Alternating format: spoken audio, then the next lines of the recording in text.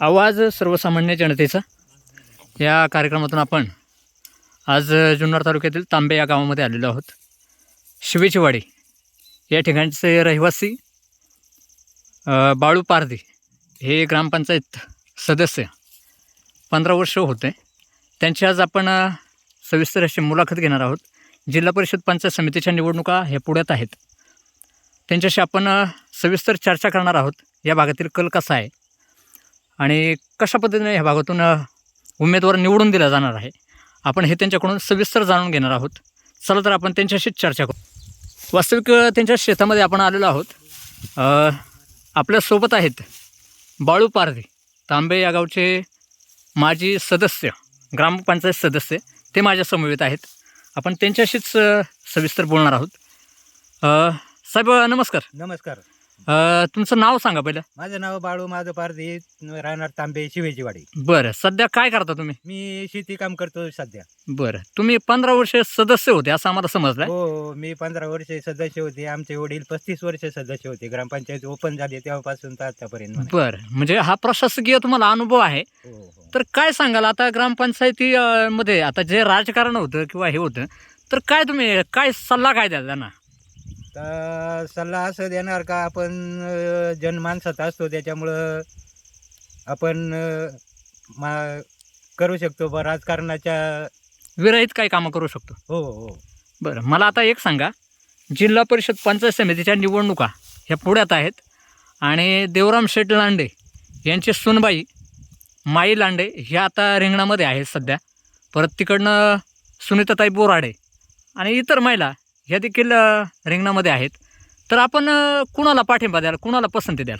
आपण पसंती म्हणण्यापेक्षा आहे ना, अध्यक्ष हे देवराम लांडे साहेब आहेत ना, त्यांनी आमच्या म्हणजे गावासाठी आणि आपल्या आमच्या समाजासाठी बरीच लय कामं केलेली आहेत. बरं, काय कामं केली आहेत? कामं म्हणजे कोणते काही ॲक्सिडेंट होऊ द्या, कोण धरणात बुडू द्या. आता माणिक डोला बघा, माणिक डोला इथे धरणात बुडालेला माणूस. बरं, मासे पकडायला गेलेला होता, धरणात बुडाला. अध्यक्ष 3 दिवस तिथं होते. बरं, पुढं ॲक्सिडेंट झाला, शेतवाडीला झाला, ते तिकडे सुद्धा त्यांनी आमच्या माणसांना बरीच लय मदत केलेली आहे. बरं, मला एक माई लांडे म्हणायचं तर माई लांडे आता सुशिक्षित म्हणजे शिक्षण भरपूर झालेलं आहे त्यांचं. बरं, त्याच्यामुळं शिक्षणाला महत्त्व आहे आता. बरं, मला एक सांगा, देवराम लांडेंचा जो स्वभाव आहे, काम करण्याची पद्धत आहे, कशी आहे? काम करण्याची त्यांची पद्धत एक नंबर आहे. कारण कसं आहे, त्यांना अध्यक्ष करण्यापासून तर आत्तापर्यंत आम्ही त्यांचा पूर्ण अनुभव घेतलेला आहे. अनुभव त्यांना दांडगा आहे. फक्त शिक्षणामुळे लोक नाव ठेवायची, म्हणायचे कमी शाळा शिकला अडाणी माणूस. पण आता बरीच लय शाळा शिकलेली माहीत आहे ना, शाळा शिकलेली आहे. त्याच्यामुळं त्यांना संधी द्यावा अशी आमची इच्छा आहे. बरं, माईताईंचा स्वभाव कसा वाटतो आणि त्या इकडे ह्या भागामध्ये कधी आल्या आहेत का? हो. बरं, कधी आल्यात?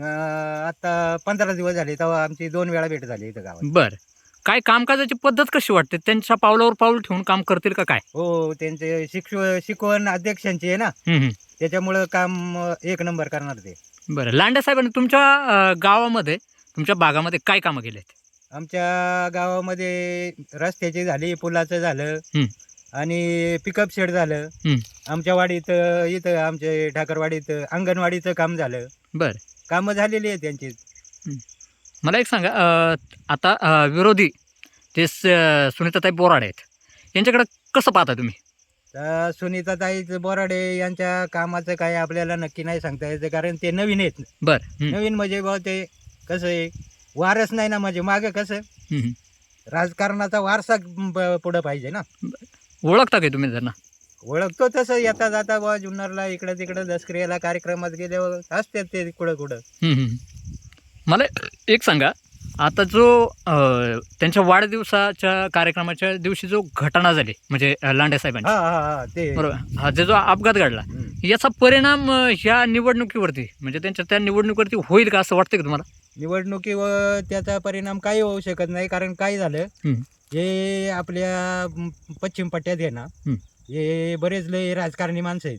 बरं, त्यांनी चुकून अध्यक्षांना ते गुंतवायचं काम केलं. राजकारण झाले का असं म्हणायचं? हो, राजकारण झालं ना, राजकारणच झालं हे. कारण इथून पाठीमाग अध्यक्ष म्हणजे हे गळ टाकूनच होते ना बर का अध्यक्ष हे केव्हा आपल्या गळाला लागतात. बर पण हा नेमके त्यांना एक पॉईंट भेटला पण तो चुकीचा होता. हं. पण तरी यांनी दाबून रिटून काहीतरी प्रेशरनी हं. अध्यक्षांना ते येरवड्यापर्यंत जायला लागले. बर मला एक चुकून. सांगा, हे इतर जे पुढारी आहेत त्यांचं काही कामकाज आहे का आपल्या भागामध्ये? हो, त्यांचं काम त्यांच्याच भागात नाही तर आमच्या भागात काय येतं ते त्यांचं काम. हं? मला एक सांगा, आता माईताई लांडे ह्या देवराम लांडे यांच्या सुनबाई आहेत, तर कसं वाटतं की आपल्या भागामधून म्हणजे अपेक्षा काय असेल निवडणुकीच्या का, म्हणजे निवडून आल्याच्या नंतर काय अपेक्षा असेल की त्यांनी काय केलं पाहिजे? नाही, आपली अपेक्षा एवढीच राहणार का त्यांनी इकडं आमच्या भागावर म्हणजे आपल्या हं, पश्चिम भागावर लक्ष ठेवून, कारण त्यांच्या काम करण्याची पद्धत देवराम लांडे साहेबांमुळं हं. आहे. बर त्याच्यामुळं ते काम करतील हं. आणि करावं लागेल त्यांना काम. बरं. कारण आता त्यांना लोकांचा पाठिंबा आहे ना. हं, हं. मग लोकांचा पाठिंबा असल्यावर त्यांना काम करायलाच लागेल. बरं, ह्या निवडणुकीला आपला पाठिंबा कोणाला असेल? पाठिंबा आमचा मी तर वैयक्तिक हं. वैयक्तिक म्हणजे आमची वाडी नातेवाईक हं. आम्ही अध्यक्षांबरोबर किंवा माईताईंबरोबरच आम्ही प्रचारासाठी बाहेर पडणार आहे ना. इथून पाठीमागं कोणत्याच निवडणुकीत आम्ही प्रचाराला कोणत्या गेलो नाही. बर आणि या. खास करून म्हणजे अध्यक्षांवर अन्याय झाला ना, बर म्हणून आम्ही बाहेर पडणार आहे आता.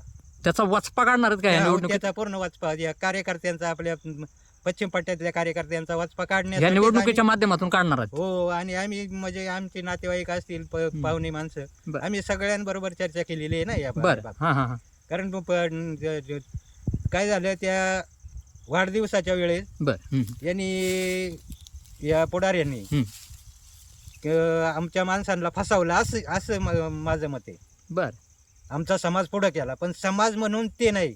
बर समाज म्हणून ते समाज म्हणून त्यांच्या पाठीमागे नव्हता? नव्हता. बर आता डॉक्टर केदारी डॉक्टर बिक्टर हे आले, बर पण ते खास म्हणजे अध्यक्षांना गुंतवण्यासाठी आले ना. बर ते खास म्हणजे ठाकर समाज म्हणून नाही आले. म्हणजे कारण इथून समाज पाठीमागं म्हणून- असं बरेच वेळा झालेले, कोणते ऍक्सिडेंट झाले कुठं काय, मग हे डॉक्टर केदारी डॉक्टर ते कुठे गेलते ना त्यावेळेस, ह्याच वेळेस का आले. बरं मला एक सांगा, मग लांडे साहेब आणि इतर पुढारी यांच्यातील जो फरक आहे हा कसा सांगाल तुम्ही काम करण्याच्या बाबतीत? फरक म्हणजे लांडे साहेब आहेत ना, लांडे साहेब हा धडाडीचा कार्यकर्ता आहे आणि धडाडीचा काय, आणि यांच्या म्हणजे लांडे साहेबांक पुढारी नाहीत. बर हे मग हे सगळे पुढारी एकत्र आहेत. हं, हं. एकत्रच आहेत ना. अध्यक्षांबरोबर पुढारी नाही, अध्यक्षांबरोबर सर्वसामान्य जनता आहे. इतर पुढाऱ्यांबरोबर कोणी नाही? त्या पुढाऱ्यांबरोबर नाही. ते पुढारी एकत्र आहेत पण त्यांच्याबरोबर नाही. आणि अध्यक्षांबरोबर काय पुढारी नाही, आपल्यासारखे गोरगरीब माणसं, साधी माणसं आहेत त्यांच्याबरोबर. बरं, ह्या निवडणुकीला आपला पाठिंबा संपूर्ण आता कोणाला असेल? संपूर्ण पाठिंबा माईल ताईंलाच असणार.